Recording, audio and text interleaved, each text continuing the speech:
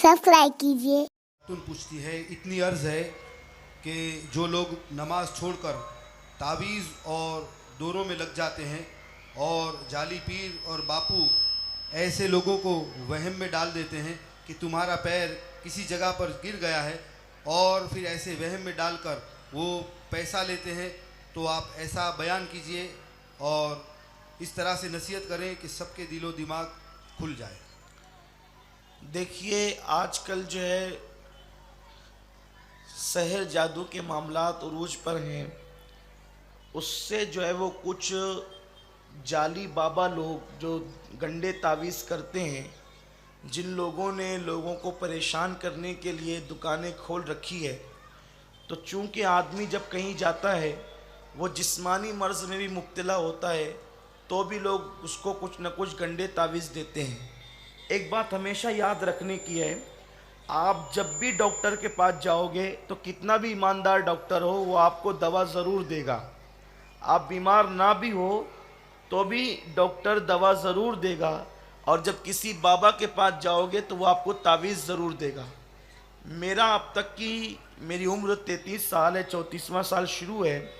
मैंने अपनी इस उम्र में तजुर्बा किया कि कभी किसी डॉक्टर के पास जाने के बाद किसी डॉक्टर ने ये नहीं कहा कि आप अच्छे हैं, आपको कोई दवा की ज़रूरत नहीं है। अभी तक मैंने ऐसा डॉक्टर, आपके भावनगर में होगा तो बात अलग होगी, लेकिन मैंने अब तक की कोई ऐसा डॉक्टर नहीं देखा। डॉक्टर एक तो दवा देगा ज़रूर, तो ऐसे ही बाबाओं का भी है कि जब आप उसके पास जाओगे तो वो कोई ना कोई तावीज़ आपको ज़रूर थमा देगा, ये बात है। लेकिन जो लोग दुकानें खोल करके बैठे हैं तो वो हमारे दिल में वहम डालते हैं, शक डालते हैं।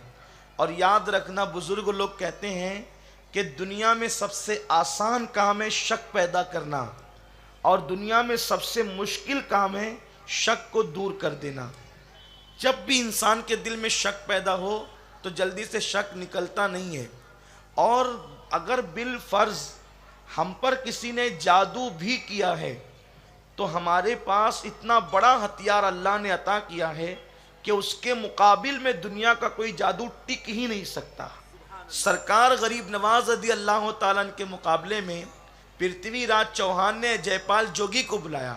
जयपाल जोगी उस जादूगर का नाम है कि जो पत्थरों को हवा में उड़ाता था जादू के ज़ोर से, और वो हरन की खाल पे बैठ करके हवाओं में उड़ता था। लेकिन सरकार गरीब नवाज ने उसके मुकाबले में सिर्फ आयतल कुर्सी पढ़ी है, बस इसके अलावा कुछ नहीं पढ़ा है आपने। सुभान अल्लाह, उसका सारा जादू फेल हो गया है। तो हमारे पास कुरान की ताकत मौजूद है, लेकिन वैसा यकीन भी तो चाहिए, यकीन की ज़रूरत है। फिर हुजूर सल्लल्लाहु अलैहि वसल्लम पर जादू हुआ तो अल्लाह ने सूरह फलक और सूरह नास नाजिल फरमाई। सूरह फलक और सूरह नास नाजिल की गई, हुजूर अलैहिस्सलाम ने पढ़ा, जिस वक्त आका ने पढ़ा उसी वक्त जादू का असर ख़त्म हो गया। फिर हज़रत अब्दुल्ला इब्ने अब्बास कहते हैं कि अगर किसी को जादू कर दिया जाए तो 7 मरतबा वक़ुर रब्बिग़फ़िर वरहम व अंत खैरुर राहिमीन ये पढ़कर उसके कान में दम कर दो, उसी वक्त उसका जादू ख़त्म हो जाएगा। यानी जादू कोई ऐसी बहुत बड़ी चीज़ नहीं है कि आप उसका हल आपके पास नहीं है। और जब कुरान के मानने वाले हम हैं तो अल्लाह ने 1450 साल पहले उसका हल हमें अता फरमा दिया है। वनुनज़्ज़िलु मिनल क़ुरआनि मा हुवा शिफ़ा व रहमतुल लिल मुमिनीन, ये शिफ़ा है मोमिनों के लिए। तो जब अल्लाह कह रहा है शिफ़ा है तो है शिफ़ा, लेकिन आप कुरान छोड़ करके इधर उधर भाग रहे हो तो इसी तरह बर्बाद और तबाह होते रहोगे। तो ये जो जाली बाबा लोग हैं, जो मुत्तकी परहेजगार पीरान इज़ाम तावीज़ देते हैं, उसकी बरकतें ज़रूर है, लेकिन लोग क्या कहते हैं कि तुम्हारी रोज़ी बांध दी गई, तुम्हारे पैरों के नीचे से किसी ने मिट्टी ले लिया, तुम्हारे घर पे किसी ने सहर कर दिया, जादू कर दिया, ये कर दिया, वो कर दिया। बहुत सारी चीज़ें करके डराते हैं और पैसे ऐंठते हैं, और इतना डरा देते हैं कि आदमी मजबूर होकर के पैसे देने पर जो है वो राज़ी हो जाता है। बल्कि मैं अपनी माँ और बहनों से कहता हूँ, हमको तो लोगों ने यहाँ तक बताया कि औरतें जब इन जाली बाबाओं के पास जाती है तो वो औरतों से पैसे भी लेते हैं और उनकी इज्जत पर भी हमला करते हैं। बहुत सारे ऐसे केस बम्बई में अखबारात में छपे, टीवी न्यूज़ पर आए कि वो फलां तावीज़ करता था, वो पकड़ा गया, वो बंगाली बाबा पकड़ा गया, ये बाबा पकड़ा गया, वो बाबा पकड़ा गया। तो औरतों को चाहिए कि वो अपने घर में रहे और उन चीज़ों पर अमल करे जिन चीज़ों का हुक्म अल्लाह के हबीब सल्लल्लाहु अलैहि वसल्लम ने अता फरमाया। और दरअसल बात यह है कि जादू बहुत कम लोगों को होता है। दरअसल जितनी मुसीबतें कुरान कहता है, वमा असाबका मिन मुसीबतिन फबिमा कसबत ऐदीकुम, जो कुछ मुसीबत आती है वो सब तुम्हारे बुरे अमल का नतीजा है। आप बुरा अमल छोड़ दीजिए, अल्लाह मुसीबतों को दूर फरमा देगा। तो मैं अपनी बहनों से ये कहना चाहूँगा, बिल फ़र्ज़ अगर किसी पर सहर जादू हुआ भी हो तो वो ये आयत मुबारक याद कर ले, वक़ुर रब्बिग़फ़िर वरहम व अंत खैरुर राहिमीन। इंशाअल्लाह 7 मरतबा इसको रोज़ाना हर नमाज के बाद पढ़ने की आदत डालें, अल्लाह महफूज रखेगा। हमेशा बावुज़ू रहें, जादू से महफूज रहेंगे।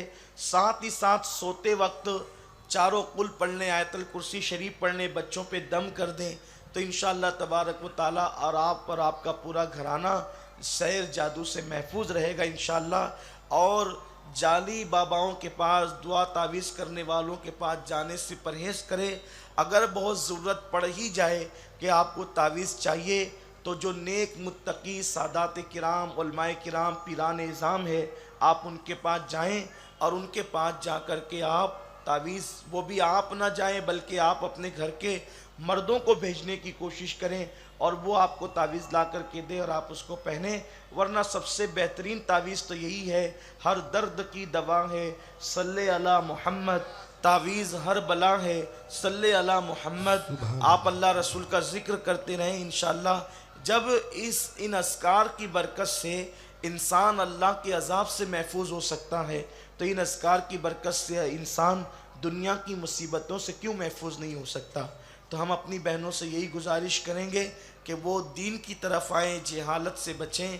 पैसे भी जाता है, फिर आपकी आबरू पर भी हमला किया जाता है, आपको परेशान भी किया जाता है, इसलिए तोहमात परस्ती से बचने की कोशिश करें। अल्लाह ताला आप सब की, हम सब की हिफाजत फरमाए।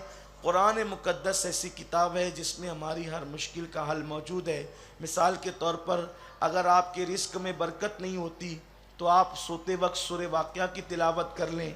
किसी बच्ची को रिश्ता नहीं आता तो असर की नमाज के बाद वो इसी नियत से सूरह यासीन की तिलावत करें। किसी पर सहर है, वक़ुर रब्बिग़फ़िर वरहम व अंत खैरुर राहिमीन 7 मरतबा पढ़ें। इसीलिए इसी तरह किसी को लाइलाज बीमारी है तो 111 मरतबा या सलाम व या अल्लाह पढ़े। इसी तरह अगर किसी का दिल हमेशा बेचैन रहता है तो ला हौला वला कुव्वता इल्ला बिल्लाह की कसरत करे। इसी तरह से अगर किसी को सुकून और इत्मीनान की नींद नहीं आती है तो वो बावजू सोए और बिस्तर पे लेटकर कसरत के साथ दुरूद शरीफ पढ़े। यानी कोई ऐसा मर्ज़ नहीं है जिसका हल इस्लाम में मौजूद नहीं है। बस इतना है कि हमें थोड़ी सी तवज्जो देने की ज़रूरत है। और अगर रूहानी इलाज आपको चाहिए, अभी मैंने कुछ वज़ाइफ बताए, तो आप कितने वज़ाइफ याद रखेंगी? तो अगर आपको चाहिए तो हुज़ूर अमीर सुन्नी दावत इस्लामी ने नूरी औराद वज़ाइफ नाम की किताब तरतीब दी है, जिसमें वज़ाइफ, सूरतों के फ़वाइद, अस्माउल हुस्ना के फ़वाइद सब उसमें बयान कर दिए गए हैं, लिख दिए गए हैं। अगर आप जो है वो ये सारे वज़ाइफ ले जाना चाहती हैं तो शायद मकतब पर नूरी औराद वज़ाइफ नाम की किताब मौजूद होगी, आप वो अपने साथ ले जाएं। यानी ये आपके घर के अंदर एक आमिल बैठ जाएगा, आपको जब भी ज़रूरत पड़ेगी आप उसका अमल कर सकती है। और एक वजीफ़ा फ़कीर अपनी तरफ से आपको बताता है, अगर इस वजीफ़े को आप ज़िंदगी भर अपना लें तो इंशाअल्लाह ज़िंदगी में कभी आपको कोई मुसीबत आएगी ही नहीं। इशा की नमाज के बाद अव्वल आखिर 11 मरतबा दुरूद शरीफ पढ़ें और 111 मरतबा गौसे पाक के रोज़े का तसव्वुर करके या शेख अब्दुल कादिर जिलानी शैअन लिल्लाह मदद बिइज़्निल्लाह, अगर आपने इसको रोज़ाना 111 बार पढ़ा तो जिस नीयत से आप पढ़ेंगे इंशाअल्लाह ताला सारी मुश्किलें अल्लाह ताला इस आपकी आसान कर देगा। क्योंकि गौसे पाक ने वादा किया है, अगर मुसीबत आए तो मेरा नाम लो, मैं ज़मानत देता हूँ कि अल्लाह तुम्हारी मुश्किलों को दूर कर दे। जब इतनी बड़ी ज़मानत हमारे पास मौजूद है, अब मैं आपसे पूछता हूँ कि गौस पाक से बड़ा पीर भी कोई दुनिया में आया है औलिया अल्लाह के अंदर? तो जब वो खुद कह रहे हैं कि मेरा नाम लो, मैं ज़मानत देता हूँ मुश्किलें आसान होगी, तो ज़रूर इंशाअल्लाह मुश्किलें आसान होगी। इसको पढ़िए और सारी बरकतें हासिल कीजिए। कमेंट शेयर जरूर करिए।